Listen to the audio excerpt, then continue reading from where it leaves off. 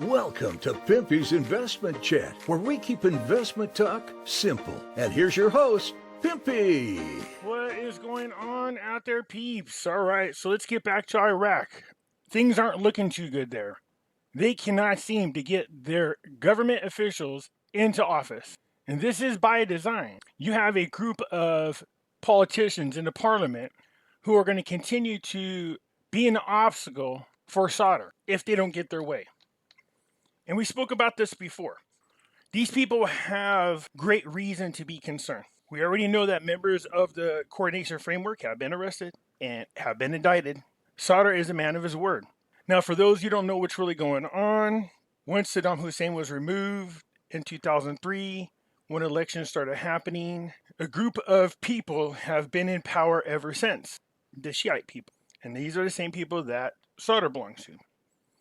The issue that Sadr has is these people were very corrupt, and they gave the Shiite people a really bad name. If you guys remember, Maliki had to resign, and that's how Al-Qadimi got in office. And here we are now. 2021, in October, election was had. People were voted into office. According to the Constitution, they're supposed to have had already a president in place within 30 days. They obviously are a little past that. We're going on, I think it's our 5th or 6th month, and these people still have not got their president there. But now the courts are involved in threat, once again, of dissolving the parliament and moving into elections all over. But before we get started, do me a favor and hit that thumbs up button. And if you're not a subscriber, please do so, because when you do, it helps out the channel, and I surely do appreciate it. Right now is a great time to be buying to shine. If you're thinking about buying gold and silver, go to our friends over there at Money Metals Exchange. The link is down below in the description. If you are a first-time buyer and you spend more than $100, use promo code Pimpy, P-I-M-P-Y, and you'll get a free half ounce of silver. So what is going on? This is something I told you I was concerned about. You know how chummy the United States is with Barzani over there in Kurdistan. We know that the Kurdistan government appeared to be falling in line with the Great Reset. And that might be why we have Joe Biden so chummy with Barzani. Anyway, it says Biden sends a letter to Barzani confirming his support for Iraq and the Kurdistan region. It says the president of the Kurdistan region, Barzani, received today a message from the president of the United States. Barzani met today with Matthew Toller, the United States ambassador to Iraq, according to a statement issued by the Kurdistan Regional Presidency. During a meeting, the U.S. ambassador delivered a message from the U.S. president in which he affirmed the U.S. support for Iraq and the Kurdistan region.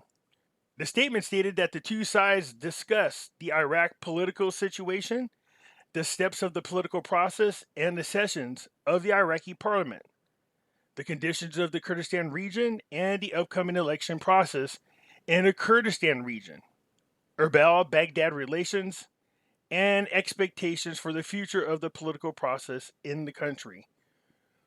Well, they obviously need to make some type of amendment to the Constitution, something that says when they get to a stalemate like this, and I know there are steps, but I mean ones that won't allow political blocs to hold up the entire government just because they want their way. So it should say something along the lines that, you know, after 2 attempts, going into your 3rd, we all know then the president has a right to dissolve the parliament and go ahead and start new elections. He can do that. He's threatened it already. We're talking about Saleh.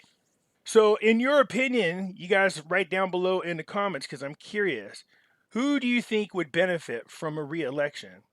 In my opinion, the people from the coordination framework would lose even more seats, and you would see Sadr gain even more seats. That's just my opinion.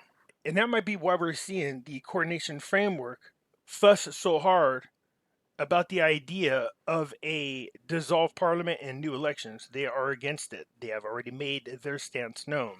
So this is just an article on the United States coming over to figure out what the heck's going on with Iraq. The Iraq Economic Contact Group encourages the Iraq government to maintain the progress of reforms. Now, here's the thing that bothers me about this, okay? This is the Economic Contact Group for Iraq.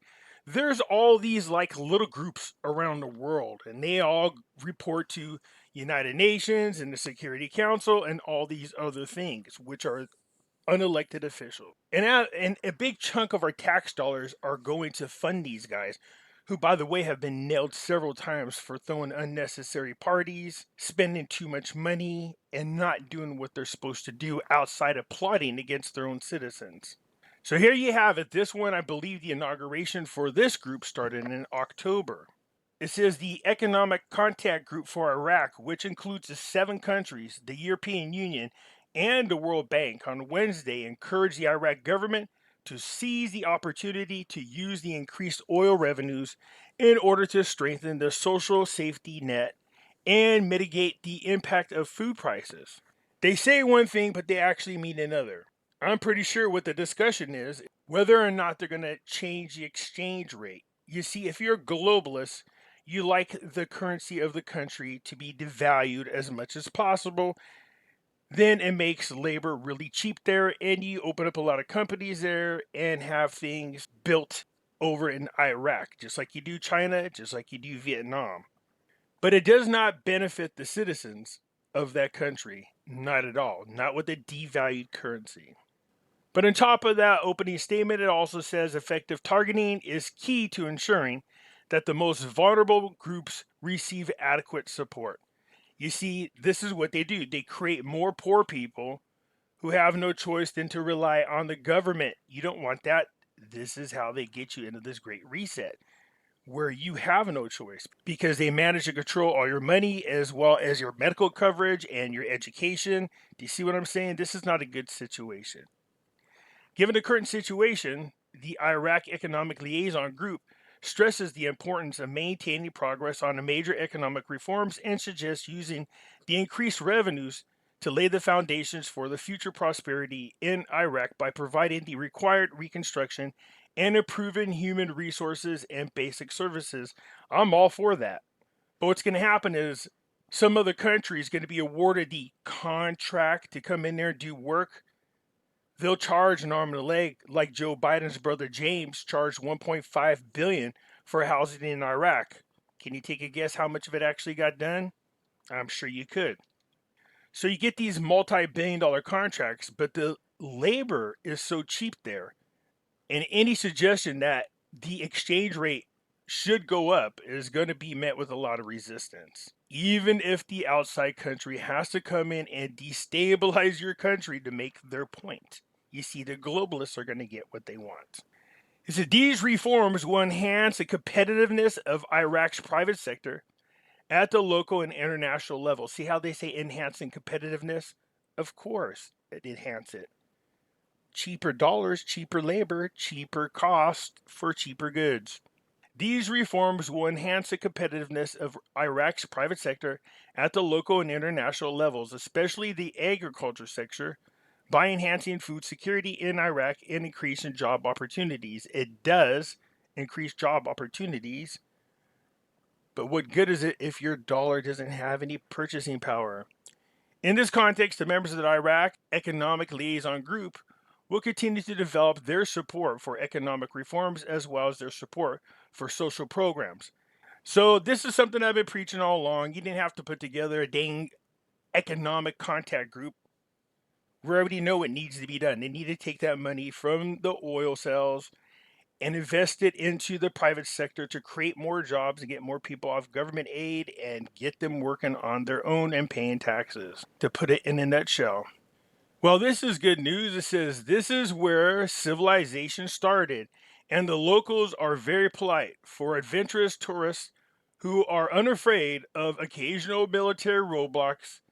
The hot new destination is Iraq. Well, it's not roadblocks that I would be concerned about. Well, let me reword that. I could tolerate a roadblock here and there. What my concern would be is who's controlling the roadblocks. You know, I don't want to be sightseeing in Iraq, which I actually want to do.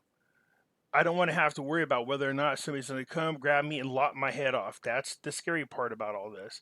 Now, I've seen many videos on YouTube that people are over there and they are sightseeing and there's not been a lot of problems. So that's a good thing. But tourism is a big moneymaker for Iraq. Between oil prices going up and tourism increasing, things are looking good for Iraq. But we must focus on those who are in power, because I don't care how good it's going over there in Iraq. If the powers that be are a part of this globalist agenda, they're not going to do much to help the people.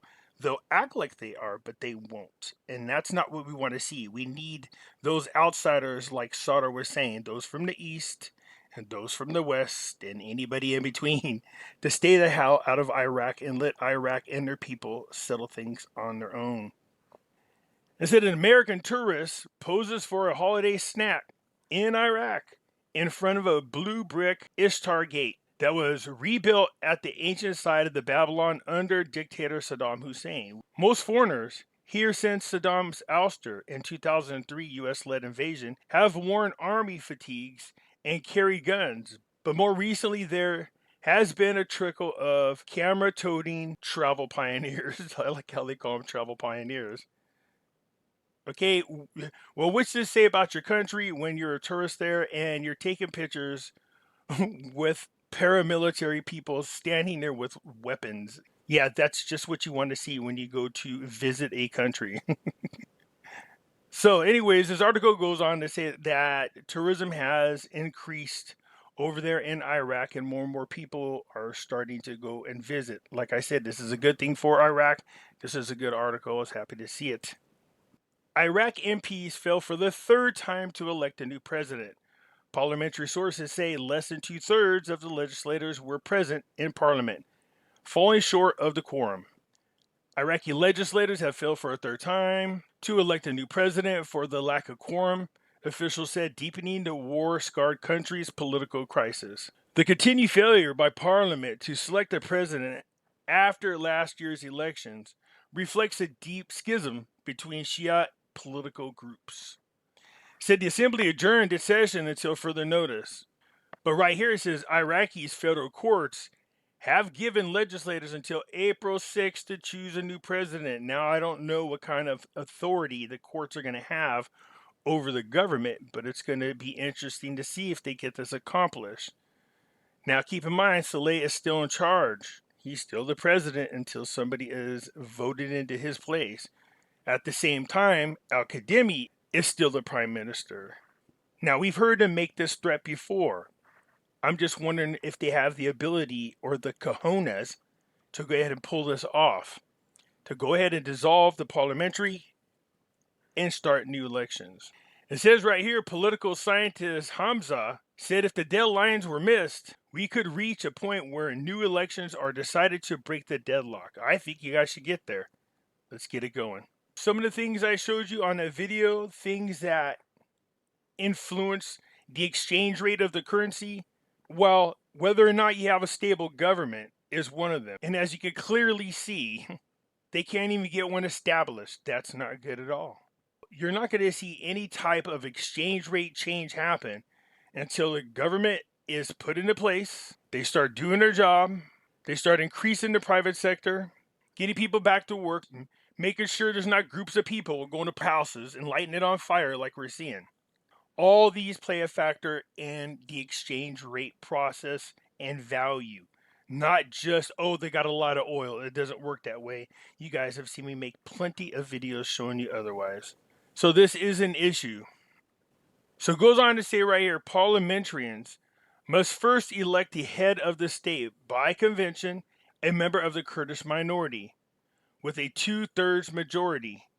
The president then appoints the head of the government, a post now held by Al-Kadhimi, which is the prime minister's spot. So as we remember, we had Zabari and Ahmad both be nominated, get up there, and nothing happened. As well as Sauter's brother-in-law for prime minister anyways. So again, we're just wading in the weeds. These are the types of things you don't want to see. You don't want to... That's the thing about Iraq that drives people crazy who are invested in the dinar. They would take 2 steps forward, but 5 steps back. I guess if you want to see that the glass is half full, at least they're getting there. They're just getting there backwards. Anyways, that's it for now. Hit the thumbs up button if you're not a subscriber. Please do so, because when you do, it helps out the channel, and I surely do appreciate it. And I'll catch you later. I'm out.